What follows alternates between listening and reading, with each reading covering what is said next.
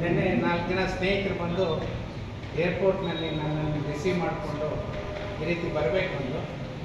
ನಾನು ನಾಳೆ ಬರ್ತೀನಿ ಅಂದೆ. ಹಾಗಾಗಿ ಇವತ್ತು ಮನೆಗೆ ಭಾಳ ಮುಖ್ಯವಾಗಿ ನಾನು ಕೋಲಾರ ಜಿಲ್ಲೆಯಿಂದ ಬಂದವ. ನಮ್ಮಲ್ಲಿ ಬಸವಣ್ಣನವರ ವಚನಕಾರರ ಪ್ರಭಾವ ಕಡಿಮೆ.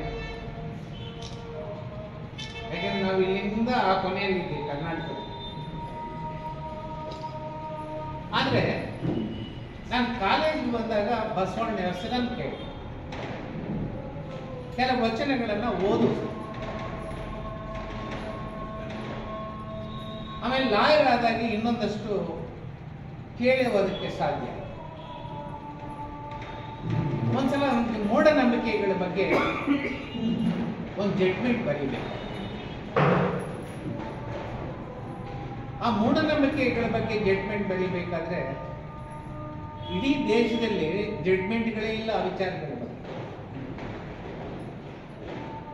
ಸುಮಾರು ನಾನು 60-65 ವರ್ಷದ ಜಡ್ಜ್ಮೆಂಟ್ಗಳನ್ನು ತಿರ್ಗಾ ಒಂದು ಕೂಡ ಸಿಕ್ಕಿಲ್ಲ. ಆಗ ನಾನು ಆಳವಾದಂಥ ಅಧ್ಯಯನ ಮಾಡಿದಾಗ ನನಗೆ ಎದುರಾಗಿತ್ತು ಬಸವಣ್ಣ.